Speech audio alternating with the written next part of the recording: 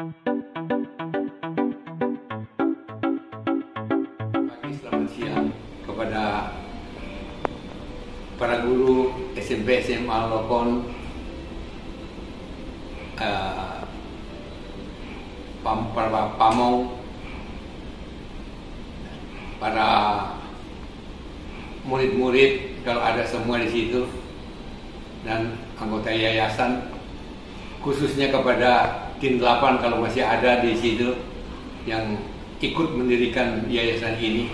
Saya ucapkan selamat hari ulang tahun yayasan ke-25 dan SMA Lokon 20 tahun dan SMP 11 tahun. Memang saya paling merasa bahagia hari ini karena tanpa terasa 25 tahun kita sudah lewat ya. Dan saya mau mengulangi lagi kenapa saya mendirikan yayasan pendidikan Lokon ini. Walaupun saya pendidikan cuma sangat sederhana, yaitu saya lulus SMA Negeri 2 tahun 1963 di Manado.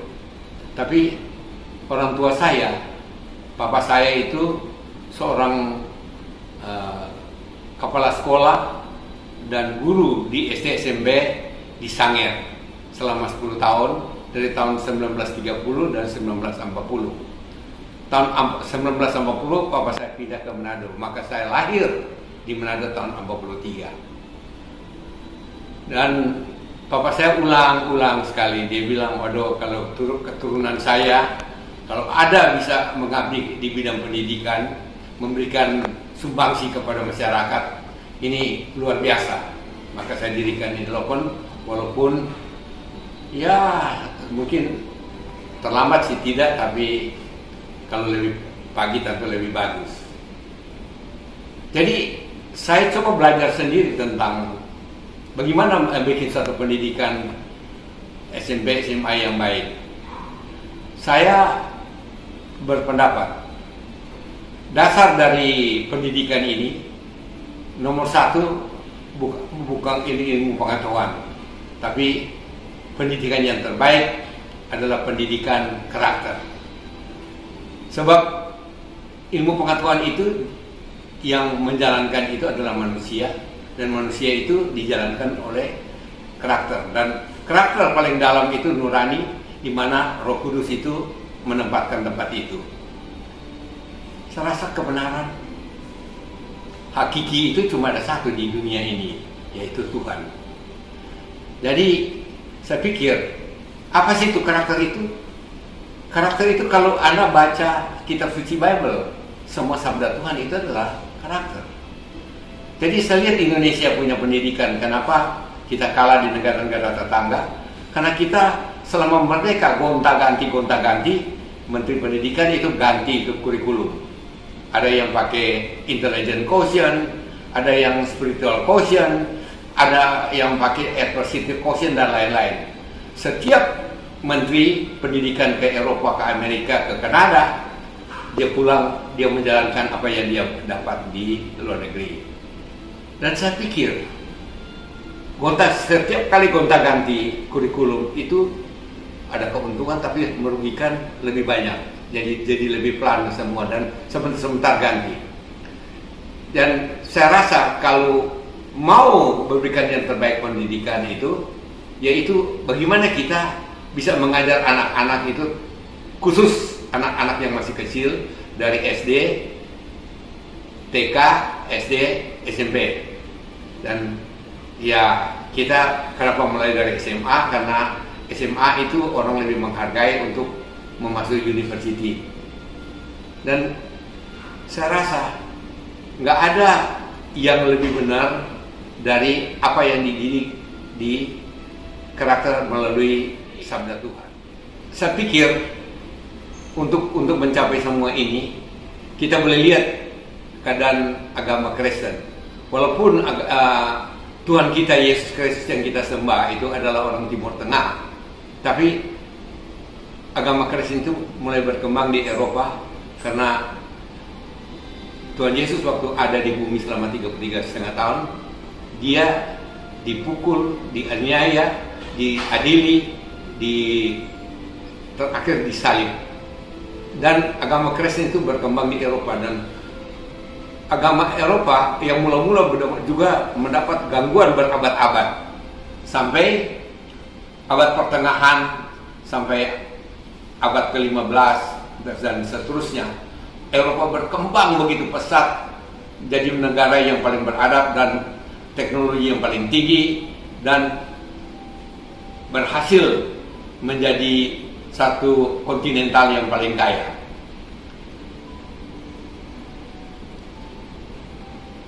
Kenapa bisa begitu? Pasti ini pengaruh daripada kitab suci Bible yang namanya Kristen itu yang luar biasa. Jadi saya rasa kalau kita mau bikin satu pendidikan yang baik di sekolah kita, jangan jauh-jauh kita ikut-ikut filosofi-filosofi yang juga dibikin oleh orang Eropa. Adalah komunis, adalah kapitalis dan segala macam. Yang terbaik adalah kalau kita mengikuti sabda Tuhan Kristen. Ya, itu yang saya pikir kalau ini bisa diolah seterusnya, sekolah kita akan berhasil yang terbaik. Dan sampai hari ini masih kurang, Bapak-bapak. Cukup nggak dengan orang-orang yang ada di guru-guru, pamong-pamong yang ada di Yayasan Pendidikan Lokon? Jawaban masih kurang. Kalau ini bisa ditunjang oleh masyarakat dan pemerintah, ini yang luar biasa. Itu memang saya belum berhasil mengetuk hati daripada pemerintah di Sulawesi Utara, yaitu wali kota, bupati, dan gubernur. Kalau ini bisa kerjasama, saya rasa sekolah ini bisa menjadi satu sekolah, benar-benar satu sekolah unggulan. Hari ini saya bisa mengeluarkan uang untuk bikin gedung yang bagus dan laboratorium yang bagus, tapi untuk operasi terus menerus saya rasa saya masih banyak kekurangan.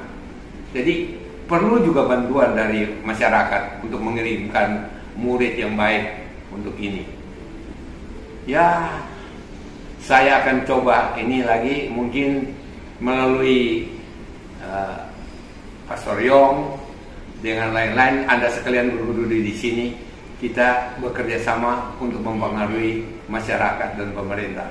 Dan saya yakin ini kalau bisa dikerjakan dengan baik, sekolah kita ini bisa berubah dan akan lebih maju dan menjadi salah satu sekolah unggulan di Indonesia. Terima kasih.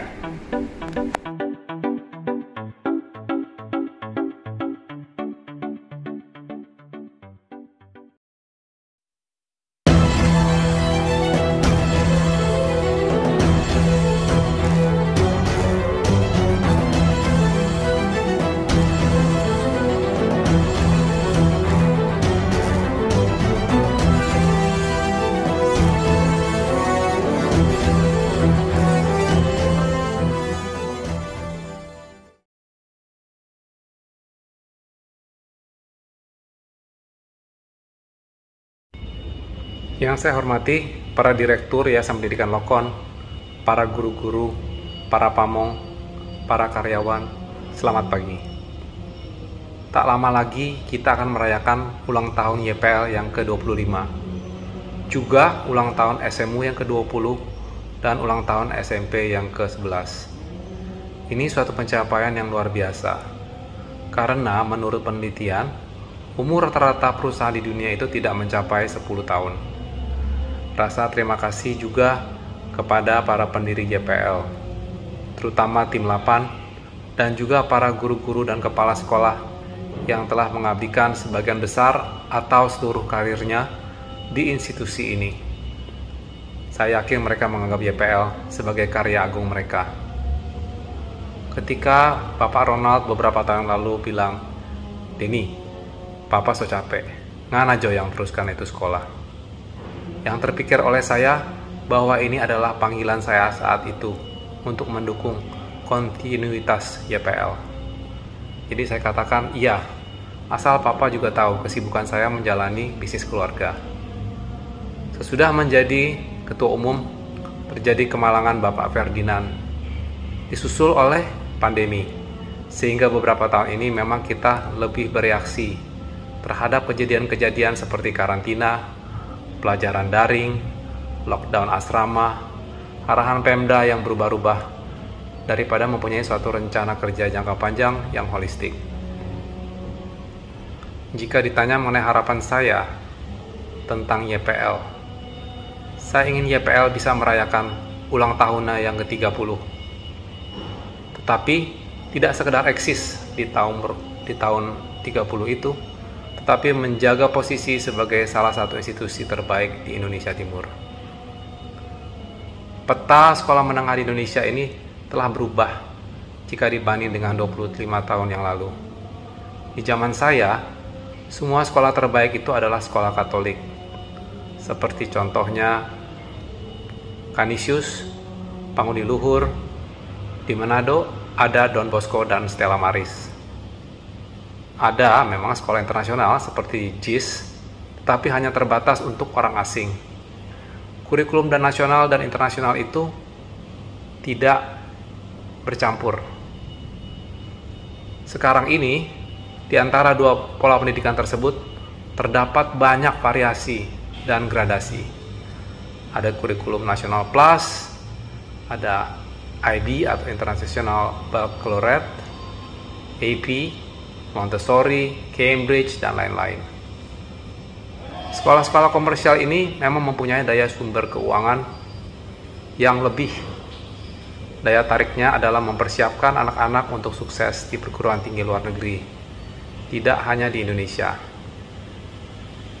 Pertanyaannya, di manakah Lokon harus memposisikan dirinya? Jika kita berdiam di posisi sekarang, maka kita tetap akan menjadi sekolah yang bermanfaat bagi masyarakat Sulawesi Utara. Hanya saja, kita tidak akan diminati oleh kebanyakan orang tua murid yang mempunyai uang. Secara perlahan-lahan, kita akan tertinggal dibanding sekolah-sekolah yang mempunyai murid-murid kaya dengan uang sekolah yang tinggi. Saya ingin mengajak sekolah Lokon untuk secara terus-menerus bertransformasi mengikuti perkembangan pasar. Tentunya tidak semerta-merta kita menjauhi jati diri asal kita. Tetapi adaptasi mendasar yang harus kita lakukan adalah membuat kampus ini bilingual. Beberapa SMU di Jakarta telah berhasil menerapkan sistem kurikulum nasional ditambah English fluency. Misalnya Santo Laurentius. Jadi itulah tujuan jangka menengah kita. Saya mengerti betul kesulitan banyak guru dan pamong bila harus memulai berbahasa Inggris di usia yang tidak muda. Tapi marilah kita cari titik optimal pembelajaran Inggris bagi guru dan murid untuk diterapkan di dalam pendidikan. Selain itu tentu penerapan sistem IT sebagai alat manajemen dalam pendidikan dan juga merintis kemampuan IT bagi murid merupakan langkah kita untuk menyongsong masa depan. Di tengah tantangan yang kita hadapi, kita juga diberi karunia, yaitu kesempatan untuk mengelola kampus SATP di Freeport yang berada di kota Timika. Adalah tugas dan kesempatan kita untuk mencari sebanyak mungkin sinergi antara kedua kampus ini. Kalau selama ini terbentuk narasi bahwa mendidik siswa Papua itu sulit, tapi hal-hal yang diciptakan dan diterapkan oleh Pak Andi dan teman-teman di SATP seharusnya dapat dipetik contoh-contohnya. Demikian juga sebaliknya. Di tahun mendatang ini, kita harus menggalakkan forum tukar pikiran antara guru dan pamong Timika dan Tomohon. Sebagai sumber inspirasi, saya ingin membacakan beberapa kutipan dari Elon Musk, presidir dari Tesla, SpaceX, dan Twitter. Kutipan beliau pertama, "If something is important enough, you should try, even if the probable outcome is failure." Artinya, bila sesuatu hal sedemikian pentingnya, kita harus mencoba walaupun bisa saja gagal. Ini mencerminkan proyek bilingual kita.